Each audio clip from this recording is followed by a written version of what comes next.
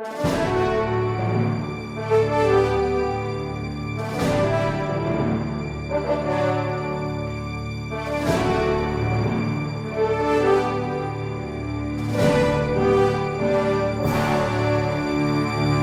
nome do Pai, e do Filho, e do Espírito Santo. Amém. Inspirai, ó Senhor, as nossas ações e ajudai-nos a realizá-las, para que em vós comece e para vós termine tudo aquilo que fizermos, por Cristo, Senhor nosso. Amém. Santa Maria, Mãe de Deus, rogai por nós. Então, boa noite a todos, uma alegria nós estarmos juntos na Semana Santa, Terça-feira Santa, nos preparando para celebrar estes dias que são os mais importantes do nosso ano litúrgico e da nossa espiritualidade. É importante nós vivermos bem o ano litúrgico e eu gostaria, evidente, então, de tratar nesse programa a respeito da Semana Santa, mas de uma forma bem prática dentro da nossa espiritualidade, nossa vida espiritual. Amanhã vocês irão ver no site que nós vamos postar uma série de vídeos para que vocês acompanhem a liturgia da Semana Santa. O que eu decidi fazer esse ano foi comentar uma série de textos litúrgicos que são importantes dentro da espiritualidade e que expressam bem a natureza de cada um dos ritos que nós celebramos dentro do Tríduo Pascal, o grande Tríduo Pascal, né? Tríduo Pascal que se inicia na quinta-feira santa à noite, com a missa da instituição da Eucaristia e Lava-Pés. Eu escolhi o texto do Ubi Caritas, onde a caridade e o amor, Deus aí está. É aí que nós iremos comentar, os vídeos estarão disponíveis a partir de amanhã. Na Sexta-feira Santa, na Paixão do Senhor, a adoração da Santa Cruz, eu escolhi como texto litúrgico para ser comentado as lamentações, os impropérios, né? Povo meu, que te fiz eu. E depois, no Sábado Santo, um comentário a respeito do Exultet, a precônio pascal, né? O anúncio da Páscoa. E hoje, para nós iniciarmos um pouco toda esse tom da Semana Santa e vermos o que é que nós vamos celebrar, eu irei comentar a sequência de Páscoa. Por que nós já vamos começar com o fim, né? Porque a sequência de Páscoa, ela tem dentro dela um resumo daquilo que nós vamos celebrar na Semana Santa. Então, vocês encontram aí no site agora a tradução, né, dessa sequência de Páscoa, que é a Victime Paschali Laudes. Vocês encontram a tradução do Missal de Portugal. Por que o Missal de Portugal? Porque eles fizeram uma tradução bastante próxima ao latim, que é o que nos interessa, né? Sem nenhuma crítica à opção que foi feita pela equipe litúrgica do Brasil, o fato é, porém, que a tradução brasileira está bem distante. Eles tentaram colocar uma métrica num texto que originalmente não tem uma métrica, né? E esse texto, digamos assim, que poeticamente falando, enquanto métrica, ele é bastante criticável pelos latinistas.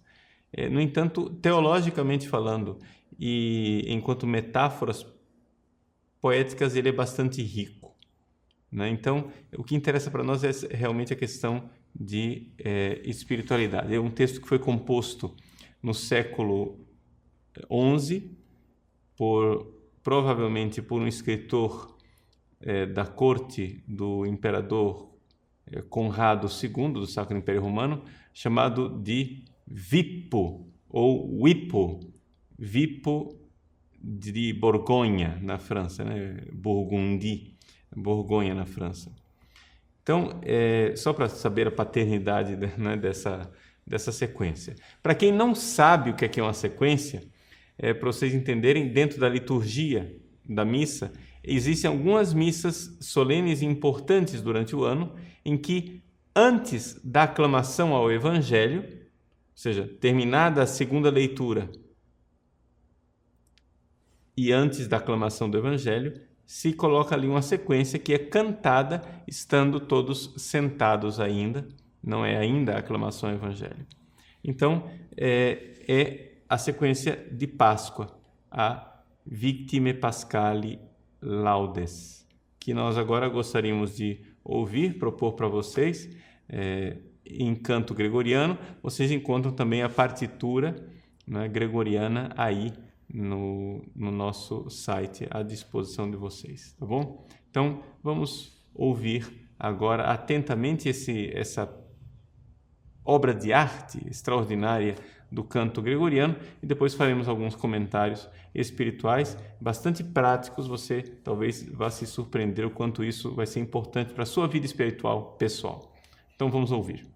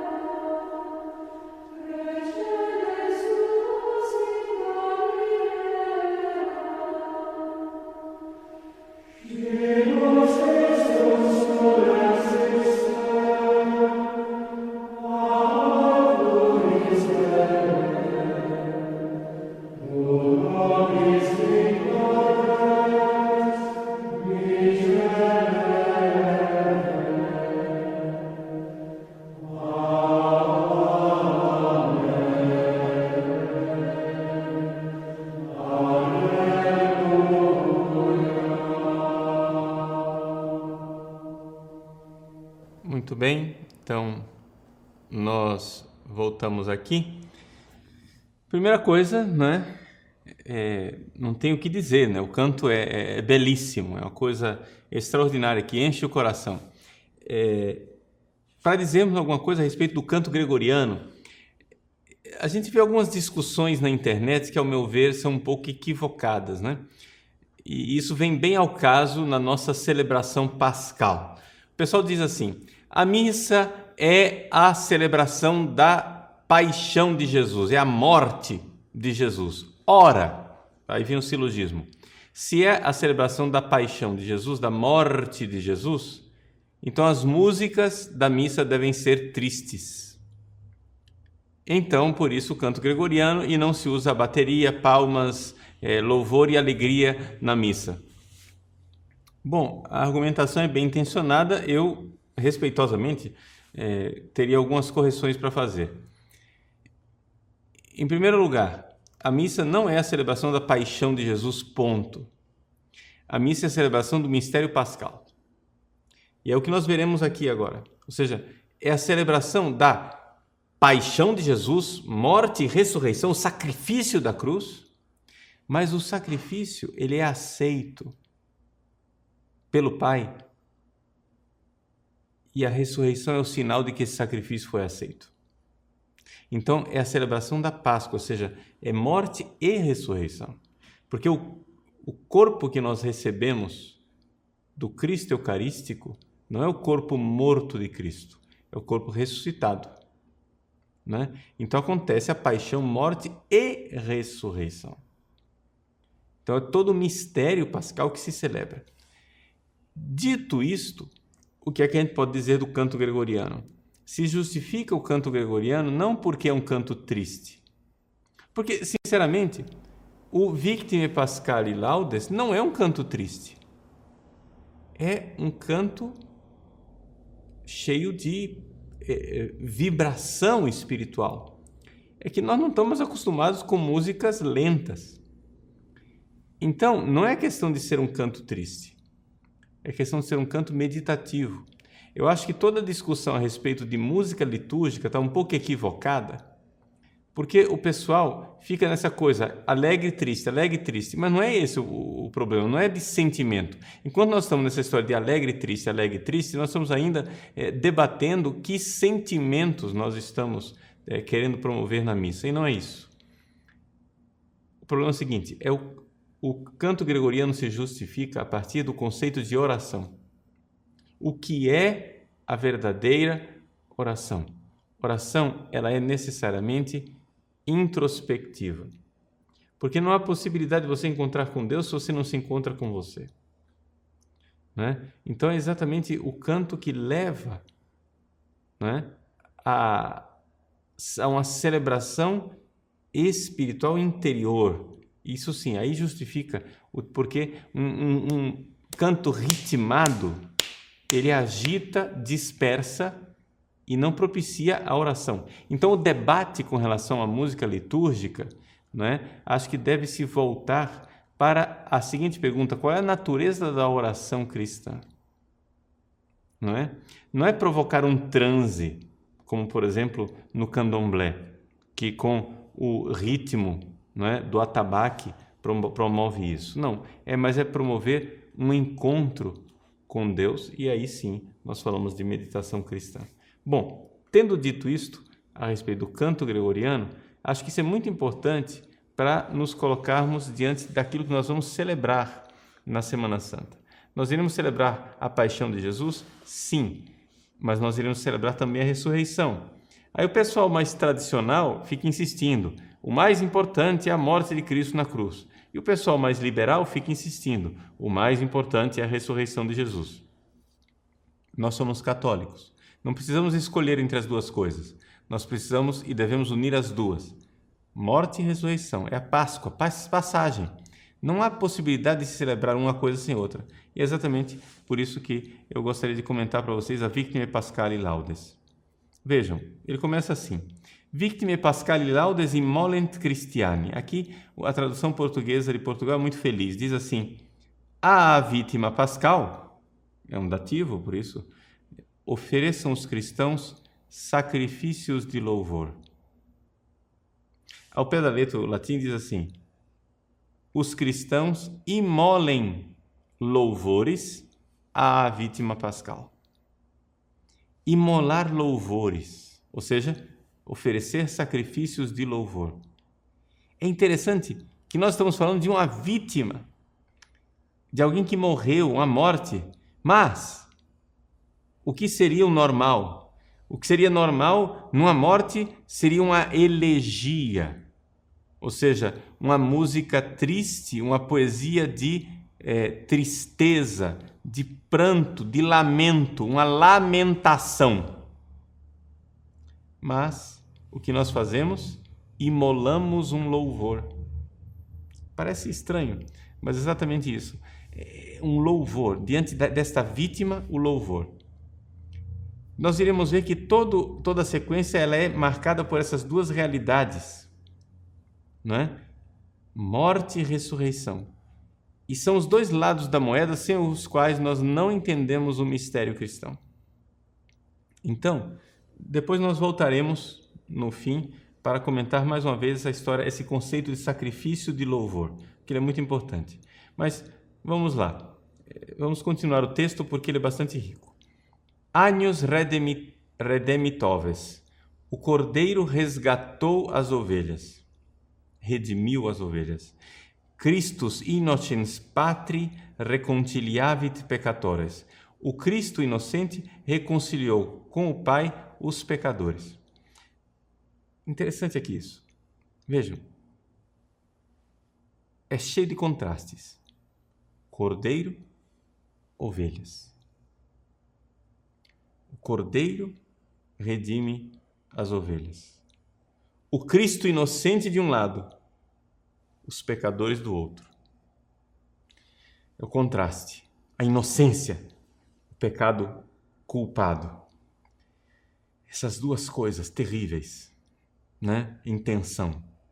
A inocência daquela vítima e a culpabilidade daqueles algozes que somos nós. Através da sua morte, Cristo reconcilia-nos com o Pai. Outro contraste. Mors et vita duello conflixere mirando. O latim aqui, conflixere, é a mesma coisa que conflixerunt, não é? A morte e a vida travaram um admirável combate, né?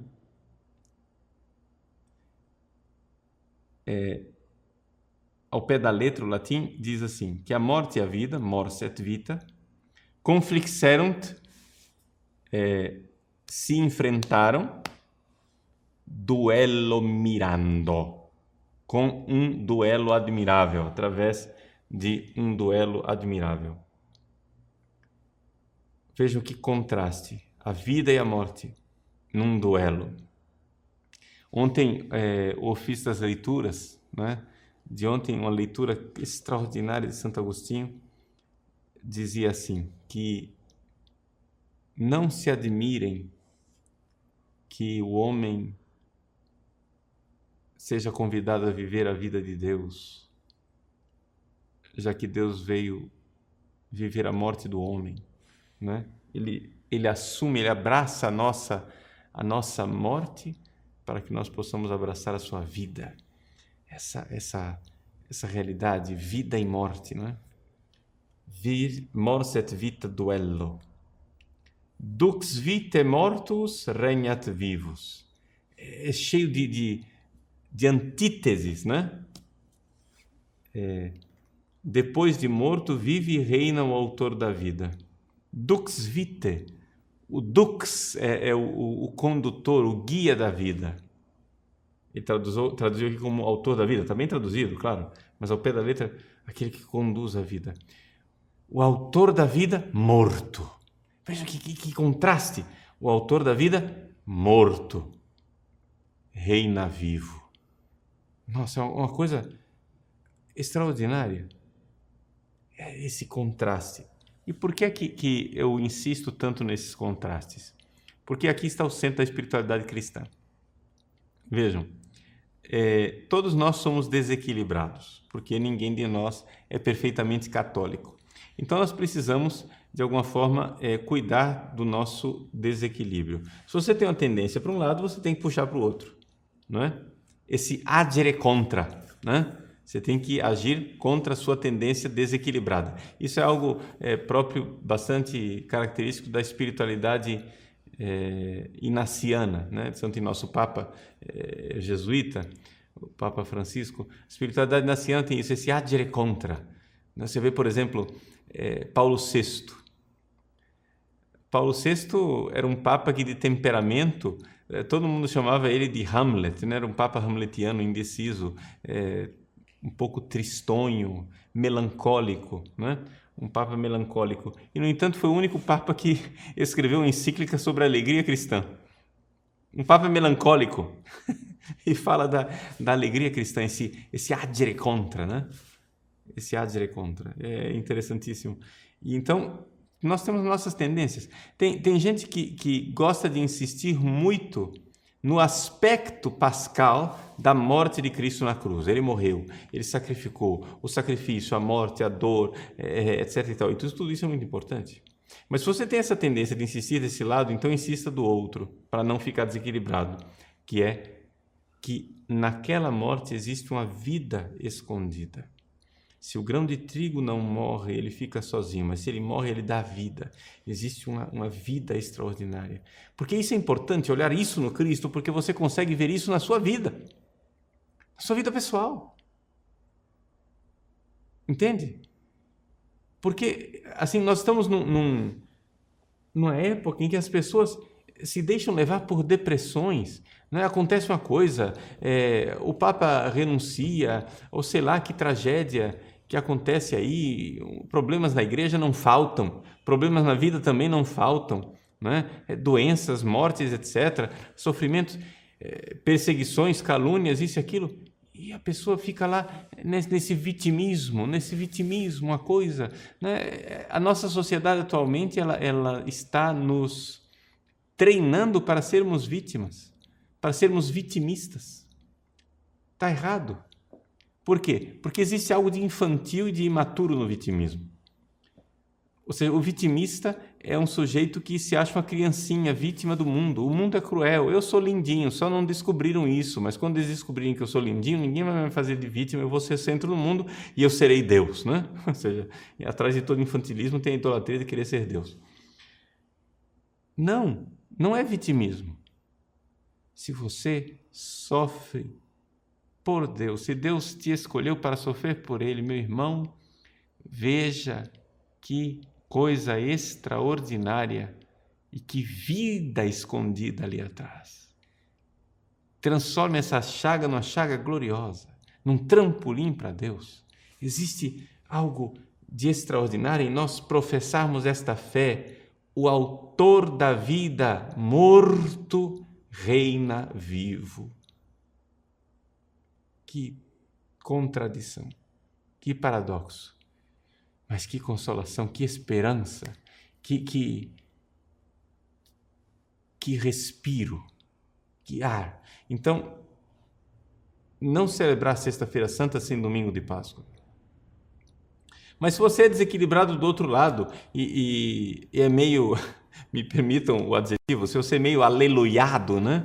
Se você só vê ressurreição em tudo, se você é meio a espiritualidade de Poliana, né? Só vê coisas lindas, aconteceu tal tragédia, eu só vejo o lado positivo de tudo. Então, cuidado. Também aí existe uma ilusão. É necessário ver a dramaticidade da morte, a grande injustiça, o inocente que é imolado, o filho que se dá num amor imenso. Como não amar de volta quem nos amou assim?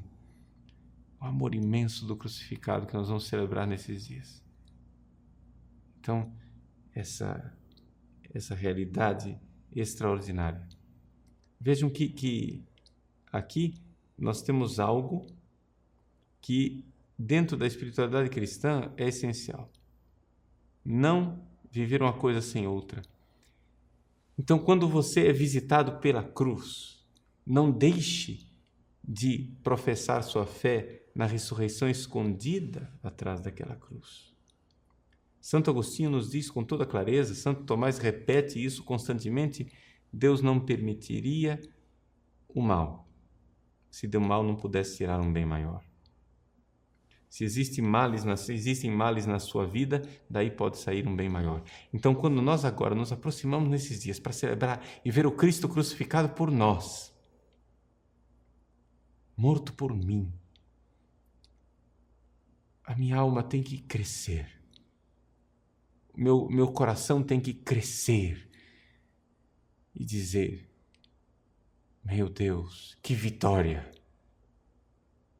Que vitória! Vitória, tu reinarás, ó cruz, tu nos salvarás. Que vitória! Então, enxergar, ser capaz de enxergar na dramaticidade da história humana, da minha história, da sua história, de alguma forma nós somos um capítulo da paixão de Cristo. Ou seja, o Cristo recapitula tudo nele, anakephalaiosis, né? Essa recapitulação quer dizer que ele condensa toda a história humana, está condensada na história da paixão, morte e ressurreição de Jesus. Toda a história do planeta, a história da igreja é a história desta paixão, morte e ressurreição. A minha história é a história dessa paixão, morte e ressurreição. A sua história é a história da paixão, morte e ressurreição. Encontrar-se naquilo. Porque é importante nós não nos fecharmos num dolorismo. O cristianismo não é um masoquismo, onde eu gosto de sofrer. Vejam que existem dois grandes tempos que estão unidos no centro pelo mistério pascal que nós vamos celebrar. O grande tempo da Quaresma, 40 dias, né? Mais aqueles dias de Semana Santa, né, que fazem parte ainda da Quaresma, mas depois o Tríduo Pascal. E depois do Tríduo Pascal, 50 dias de Páscoa. 40, 50. Nesses dias, né? Nesses praticamente 100 dias em que nós celebramos o nosso mistério pascal, nós vemos as duas coisas, as duas realidades. Se nós celebramos bem a nossa Quaresma de coração, poderemos viver a alegria pascal. Mas é importante nós enxergarmos que a alegria pascal não tem nenhum parentesco com o carnaval. Nas duas extremidades da Quaresma, nós temos duas alegrias bem diferentes. A alegria mundana, carnal, vã, efêmera do carnaval. E a alegria perene, espiritual, cheia de luminosidade da Páscoa. De onde vem a alegria da Páscoa? De onde vem? De onde brota a alegria da Páscoa? Vem da certeza de termos sido amados. Sido amados. Eu fui amado. Santo Tomás de Aquino, na segunda secção da segunda parte da Suma Teológica, ele dedica várias questões à caridade, ao amor, né? Se não me engano, é a questão de 23 até 27. E depois, na questão seguinte, que se eu não me engano, salvo engano meu, é a questão 28, a primeira coisa que ele fala depois da caridade, a alegria. Por quê? Porque a primeira consequência do amor, fui amado. Como? Como não sentir nesses dias de Semana Santa o nosso coração crescer de enxergar o quanto fomos amados? O nosso site tem lá escrito lá em cima, Christo nihil preponere, nada antepor a Cristo. E os santos padres explicam essa frase. Nós temos que preferir tudo a Cristo porque Ele preferiu tudo. Perdão, Ele preferir Cristo a tudo porque Ele nos preferiu a tudo. Ou seja, Cristo tinha que escolher ou nós pecadores ou a vida. Ele preferiu nós pecadores. Ou nós pecadores ou sua fama. Ele preferiu nós pecadores. Ou nós pecadores ou sua glória junto do Pai. Ele preferiu nós pecadores. Ele nos amou acima de todas as coisas. Por isso devemos amá-lo acima de todas as coisas. A alegria de ter sido amado assim. Alegria espiritual. Como não rir, como não achar nossos sofrimentos ridículos diante do sofrimento que Ele passou por nós. Nesses dias em que a gente passa muitas horas no confessionário, ver aquelas almas angustiadas, aquelas pessoas que se ajoelham no confessionário, perplexas, falando da vida, do sofrimento, da angústia, da dor, e depois você lembra para ela da paixão de Cristo, lembra o quanto Cristo sofreu na cruz por nós. De repente, aquela dor dela que parecia imensa, fica diminuta, pequena, ridícula, mesquinha. E então vem o louvor. O louvor. Imolemos a Deus o louvor. O sacrifício de louvor, a Eucaristia é isso, o sacrifício de louvor. O louvor dessa vítima vitoriosa. Victor quia victima. Jesus é vencedor porque foi vítima na cruz. Eis aí o centro, o âmago, o núcleo duro da nossa fé cristã, as duas coisas. Vitória eterna através de uma derrota. Como não ver nas derrotas que nos visitam já um vislumbre desta vitória. Cristo, é verdade, Cristo agonizou. Cristo no Calvário sofreu. No Horto das Oliveiras ele suou sangue, nos lembra o evangelista Lucas. Mas no coração de todo cristão está aquela certeza de que aquela agonia dele, aquela angústia dele foi maior do que a minha. Ninguém de nós suou sangue. Então isso nos consola. Isso nos enche. Estamos num bom caminho. Estamos indo bem. Se vamos fiéis, vamos bem.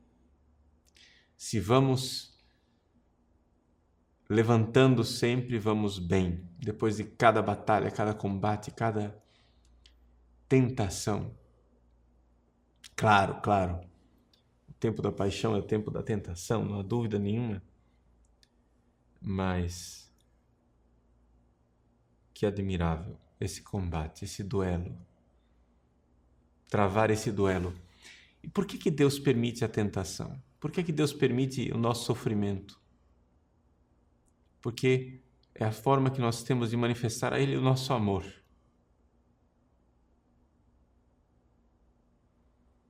Que alegria poder manifestar o nosso amor a Ele. Nosso pequeno amor, nosso amorzinho ridículo. Nosso sofrimentozinho diante do estupendo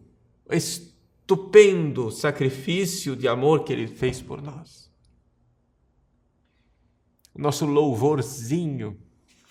Eu me lembro, esses dias de Quaresma, eu estava celebrando missa numa capela aqui da paróquia, uma capela bastante simples, Capela Nossa Senhora Aparecida, no bairro Ponte Nova. E uma comadre minha, que adotou uma criança da qual eu sou o padrinho, trouxe um menininho de 2 anos de idade, para a missa.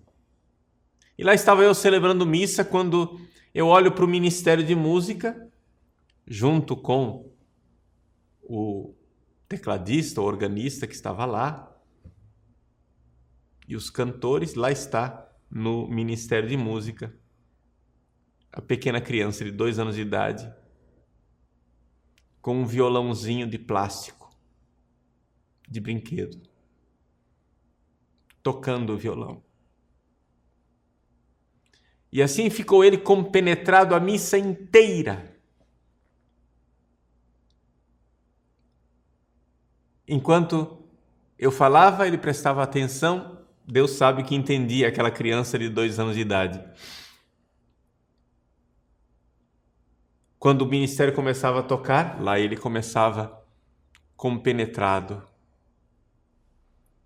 sabendo que estava fazendo parte de algo muito importante, que ele não entendia, mas era muito importante.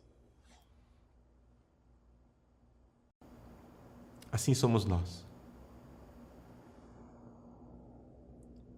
Enquanto Cristo oferece o seu sacrifício no Calvário,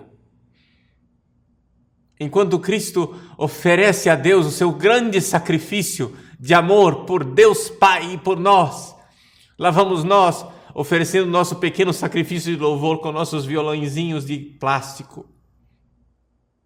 É o mínimo que nós fazemos, mas é o nosso pequeno sacrifício de louvor. Victime pascali laudes immolent Christiani. Cristãos, oferecei um sacrifício de louvor. Nosso violãozinho ridículo, pequeno, um nada. Louvor por quê? Porque fomos amados.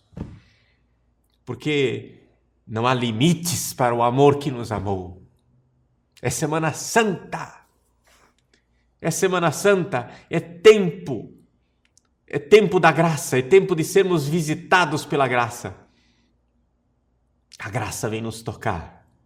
o amor que fomos amados. Como não encher nossa alma de alegria? Nossa vida se enche de uma luz tão diferente com a Páscoa. Nossos pequenos dramas se tornam pequenos gestos, né? Pequenos gestos de amor. Vocês me desculpem se eu tenho umas memórias assim ridículas, né? Mas tem uma música antiga, o pessoal que, como eu, tem problema de DNA, né? Data de nascimento antiga. Tem uma música que diz assim: olho a rosa na janela, sonho um sonho pequenino. Se eu pudesse ser menino, eu roubava aquela rosa e ofertava todo prosa à primeira namorada. E neste pouco, quase nada, eu diria o meu amor. Eu sempre lembro dessa música e aplico para Deus. Um coração de criança, como Santa Teresinha nos ensina, a fazer pequenos gestos, roubar uma rosa. Se eu pudesse ser menino, eu roubava aquela rosa e ofertava. Poder oferecer a Deus uma pequena rosa, um nada. Neste pouco, quase nada, eu diria o meu amor. Como é que você é visitado pelo sofrimento, meu irmão? Veja, eu sou meio manteiga derretida para chorar, mas não pense que eu estou numa autocomiseração vítima. E Padre Paulo está pensando nos seus sofrimentos. Não.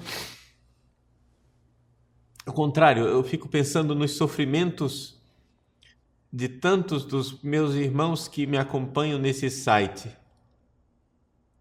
Nós recebemos tantos e-mails com pedidos de oração, com pessoas desesperadas, com súplicas, com sofrimentos.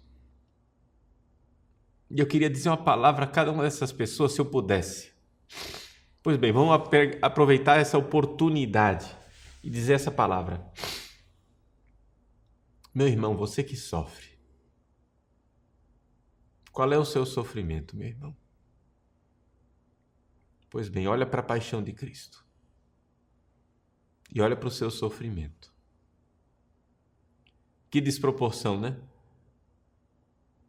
Pois bem, não se preocupe. O amor de Cristo foi infinitamente maior que o seu. Mas neste pouco, quase nada, que é o seu sofrimento, transforme seu sofrimento numa rosa. E como menino, com coração de criança, entregue esta rosa no coração de Deus e diga: neste pouco, quase nada que é o meu sofrimento, nesse meu dramalhão, nesse meu vitimismo besta, eu digo o meu amor. Victime Pascali laudes imolent Christiani. Que os cristãos imolem o seu louvor à vítima pascal. O resto da sequência é um pouco a narrativa de Maria Madalena. Se nós tivermos tempo, depois do intervalo, nós iremos comentar. Por enquanto, fazemos um brevíssimo intervalo e voltamos para termos um momento de diálogo, né? Então, bom intervalo para vocês todos. Nós voltamos então, depois do nosso intervalo, para responder um pouco algumas perguntas de vocês. Tem pelo menos 2 perguntas aqui a respeito do ofício das trevas. O Fábio, né, e o João Lucas, né, perguntando o que é o ofício das trevas, etc, etc. Bom, na liturgia antiga, antes da reforma litúrgica, do Vaticano II. O ofício das trevas eram os ofícios de matinas e laudes, ou seja, hoje, adaptando ao nosso, seria o ofício das leituras, não é? E o ofício de laudes, oração da manhã, que se celebravam ainda de noite, não é? Ainda no escuro, nos 3 últimos dias antes do Tríduo Pascal. Ou seja, na quarta-feira, não antes do Tríduo Pascal, né? Na verdade, os 3 últimos dias praticamente da Semana Santa.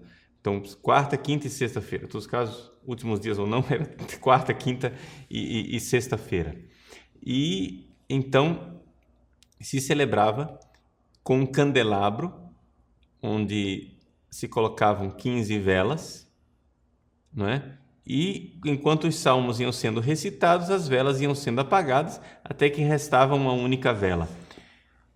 Uma das coisas que se faziam também como gestos diferente nesse ofício das trevas era também o gesto de fechar o livro com bastante rumor, com barulho, não é? Para exatamente trazer a ideia do terremoto, do abalo. Então, o ofício das trevas é essa oração vigília noturna, então um intenso orar com Cristo e etc., de preparação para a Páscoa, mas nesta ideia da paixão de Cristo, né? O Cristo que sofria. Se começar na quarta, terminar na sexta. Quarta-feira era o dia tradicionalmente em que Judas traiu Jesus, não é? E sexta-feira, o dia em que Jesus de fato morre na cruz. Então, ali o ofício das trevas. Então, mais ou menos, isso pode ser celebrado ainda, e ainda é celebrado em alguns lugares, porque, claro, nós temos ainda o ofício das leituras e laudes. Então, se podem fazer essas cerimônias colocando o candelabro lá e fazendo os mesmos gestos que se faziam. É claro que os salmos não são os mesmos, né? Mas também nada impede que se usem os textos antigos, já que o Papa Bento XVI, através do motu próprio, permitiu o uso também do rito antigo. Tá bom? Então, outras perguntas.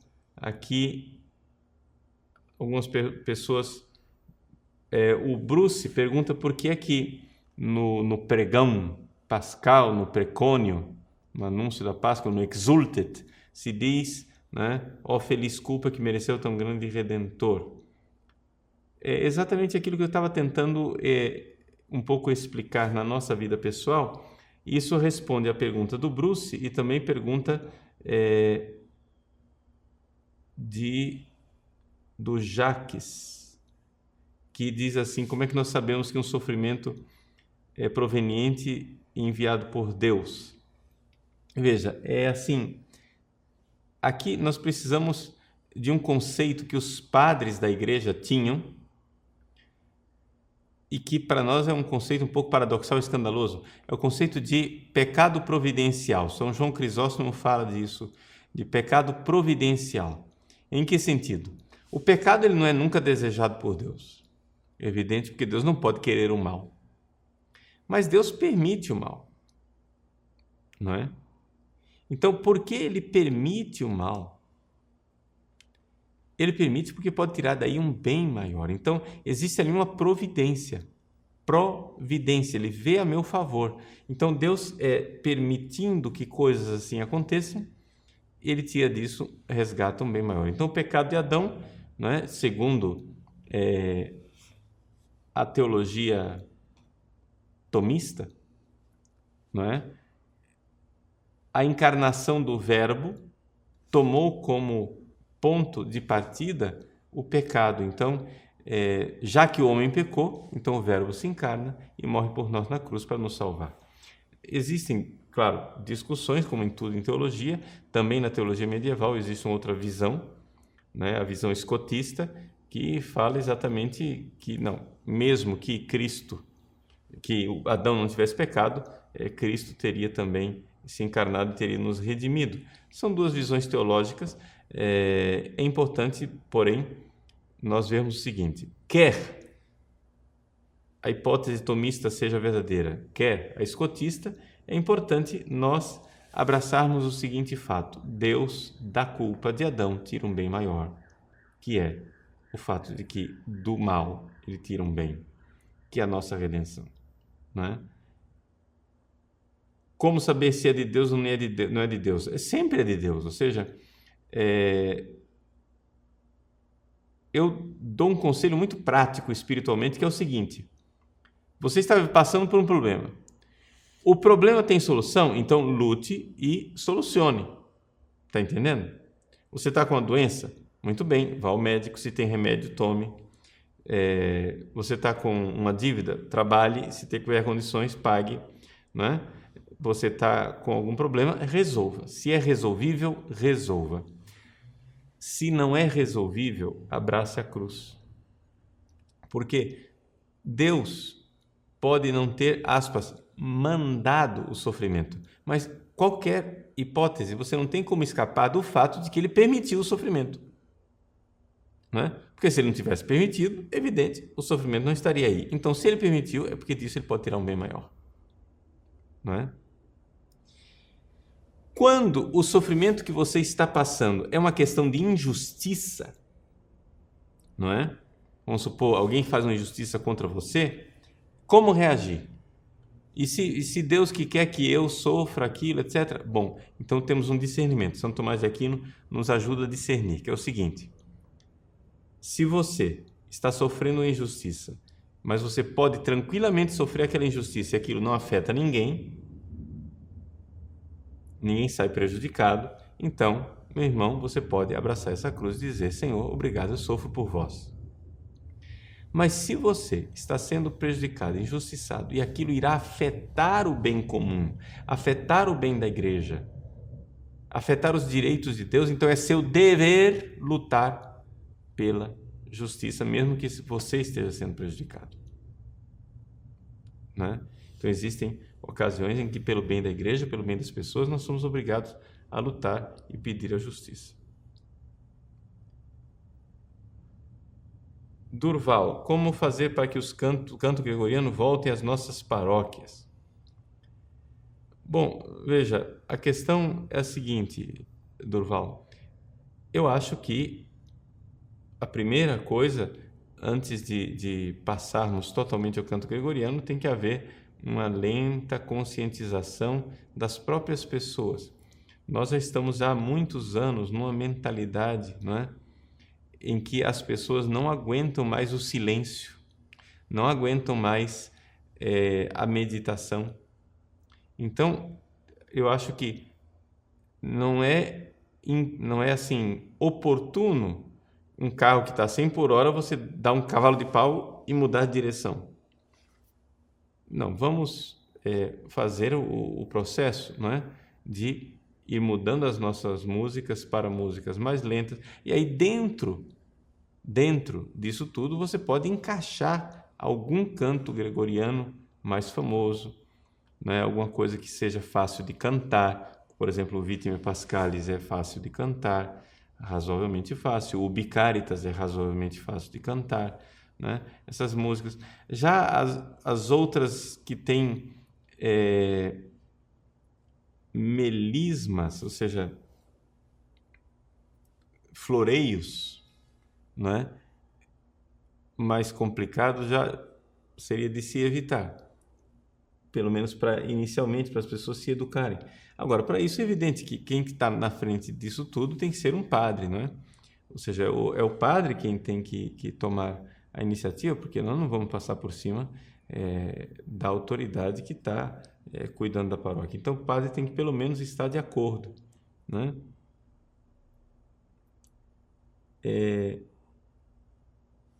Outras perguntas? Acho que aqui mais ou menos eu tratei daquilo que era o mais importante, também porque o nosso tempo, não é, já vai se esgotando, e eu gostaria de deixar uma mensagem final para essa Páscoa para vocês. Em primeiro lugar, eu irei, evidente, celebrar aqui a Páscoa na paróquia Cristo Rei, onde eu moro, mas irei celebrar como vigário numa capela, né? Por quê? Porque as celebrações principais são do pároco, né? Na matriz paroquial. E isso é uma coisa muito tranquila entre nós. Eu faço muita questão que o pároco seja realmente aquele que leva a identidade da paróquia. Então ninguém fique procurando onde o Padre Paulo vai celebrar, etc e tal, porque as celebrações que eu irei realizar vão ser todas muito simples, numa pequena capela aqui da paróquia, etc, com nada de especial. Ninguém pense que vai ser um esplendor litúrgico. Quiserem ver alguma liturgia um pouco melhor, então venham na matriz paroquial aqui com o nosso pároco, né, que irá celebrar. Segunda coisa, gostaria de lembrar, no entanto, que apesar de serem celebrações razoavelmente simples,